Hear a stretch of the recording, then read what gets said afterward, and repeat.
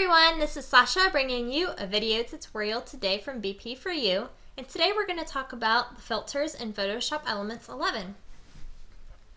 So up here we have the filter menu and we have this filter gallery. So I'm just going to go ahead and click on the filter gallery, and it's going to show us most of the filters that are available to us all in this convenient little window, and we're going to get this preview over here and everything. So you can see that we have some artistic filters, and they can give off a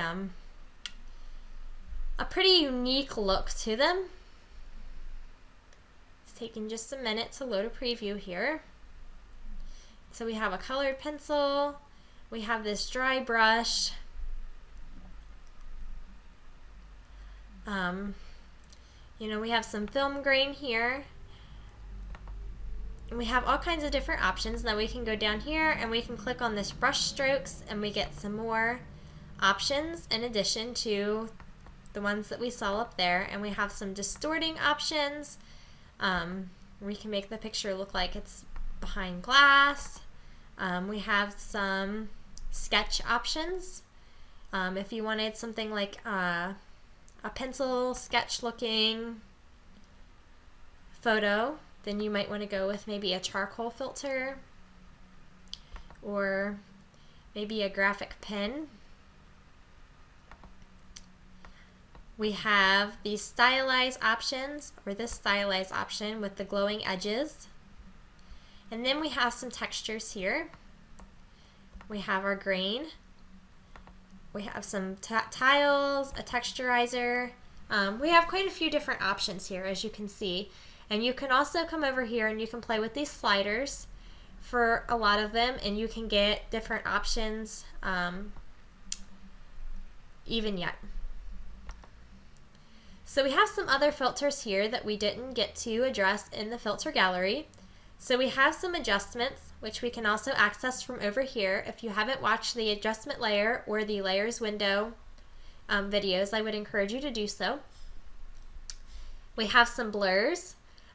We have a regular blur, and we have some customizable blurs. And the blurs here and any of the adjustments that have 3 dots after them, any of the filters with 3 dots, means that there's going to be a second menu that pops up so that you can customize the intensity or how the filter looks. For example, let's go ahead first and duplicate our background layer. We never want to work directly on our background layer.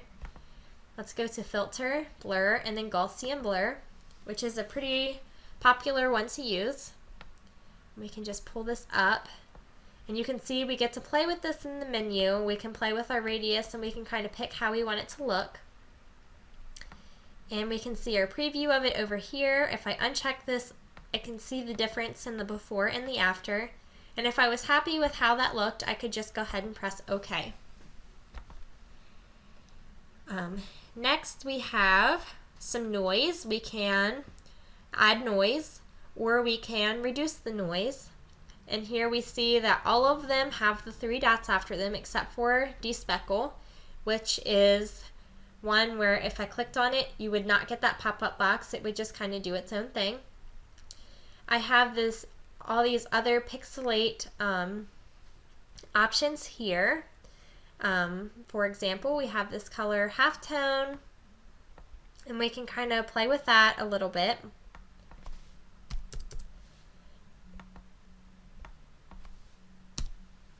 And so it kind of gives off just a little minor bit of a change. So here we have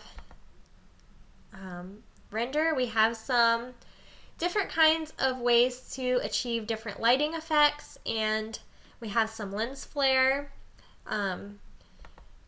We can use this lighting effects, and I can show you here that we can sort of customize these. We can move this in, we can move that out. You can achieve different things just by playing with this, and you can customize it some more over here. And when you're happy with it, you can press OK. You can make it matte or you can make it shiny. You can make it look plastic or metallic. You can expose under or you can expose over. So we can go ahead and we can press OK, and now you can see that we kind of have a unique look with this. Another one that we have over there, we have the filter, and we have some lens flare. This is another one that you can really play with a little bit. You can change the brightness and you can make it brighter, or you can make it darker. You can change what kind of lens that this would have been shot with. We have a movie lens here.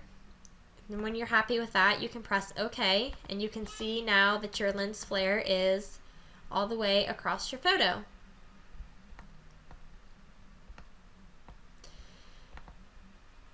So next down here we have our sketches, which we had up there in the filter gallery.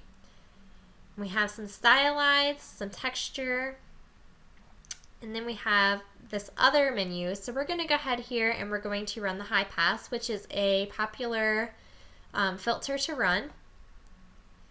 And we're going to go ahead and I'm going to pull this down some. I'm going to show you what it does. You can see here that the further right that I pull it, the more of the photo you can see, but we don't want the effect to be too strong. So I'm going to set it here. I'm going to change my blending mode to soft light, just another example of how the blending modes really affect your photo. And you can see that it has added some crazy contrast to this, and I would probably want to reduce the opacity.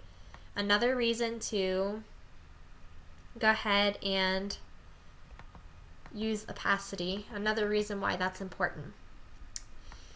So that is how we can use filters, and that is just a runaround of what they do.